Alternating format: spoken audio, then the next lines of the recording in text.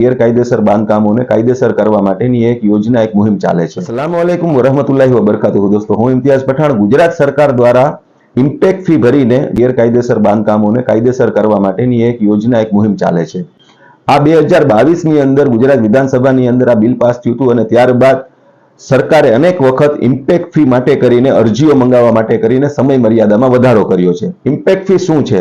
તમારા ધ્યાનમાં કોઈ એવું ગેરકાયદેસર બાંધકામ છે અથવા તો તમે એવા કોઈ ગેરકાયદેસર બાંધકામમાં રહો છો અથવા એનો ઉપયોગ કરો છો કે જે બાંધકામ સમયે એની મંજૂરી નથી લેવામાં આવીને સરકારની ભાષામાં એ ગેરકાયદેસરની શ્રેણીમાં આવે છે, તો આને રેગ્યુલર કરવા માટે કરીને એની નિયમો પ્રમાણે અરજી સરકારે મંગાવી છે। જે અરજીઓ આવશે એમાંથી યોગ્ય હશે એ અરજીઓને સરકારી નીતિ નિયમ પ્રમાણે એના નાણાં વસૂલ કરીને એ કાયદેસર કરી આપવામાં આવશે।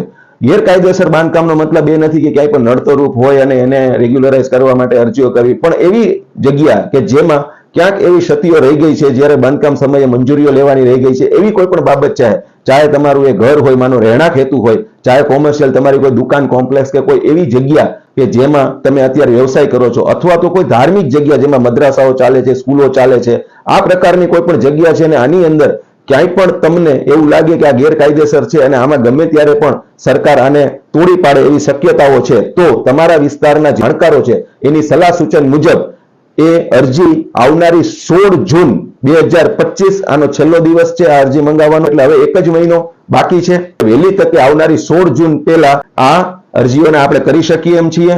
જો આ વિષય ઉપર આપના વિસ્તારના જાણકારો છે એમની પણ સલાહ લઈ શકો છો। અગર આપને અમારી મદદની જરૂર છે તો એક સામાજિક સંસ્થા તરીકે અમે પણ આપને આ વિષયમાં આના તજજ્ઞો સુધી પહોંચાડીશું અથવા આની અંદર જે તે કંઈ પણ અમારાથી આપને મદદરૂપ થવાતું હશે એ થશું। અને આવનારી 16 જૂન પહેલા મુસ્લિમ સમાજની એવી જગ્યાઓ છે કે જે રેગ્યુલરાઇઝ કરવાની જરૂર છે, આના માટે તમામ વિસ્તારના સ્થાનિક આગેવાનોને તાકેદારીથી આ કામ વહેલી તકે કરવાની જરૂર છે અને આમાં જે જાણકારોની સલાહ લઈ અને આવનારી 16 જૂન પહેલા આ અરજી કરવાની છે। ત્યારબાદ સરકાર તરફથી આને રેગ્યુલરાઇઝ કરવા માટે કરીને નીતિ નિયમો પ્રમાણે જે કાંઈ પણ બાબતો છે એની જાહેરાતો કરવામાં આવશે, પણ અરજી કરવી જરૂરી છે। એટલે ખૂબ ઓછો સમય છે। આ પ્રકારનું કોઈ બાંધકામ તમારા ધ્યાનમાં હોય કરીને કાયદેસર કરવા માટે કરીને આપણે એ અરજી કરવાની છે અને ઇમ્પેક્ટ ફીના કાયદાનો લાભ આપણે લેવાનો છે। આ જ વાત સાથે આપણા ભાઈનું અસ્સલામુ અલૈકુમ।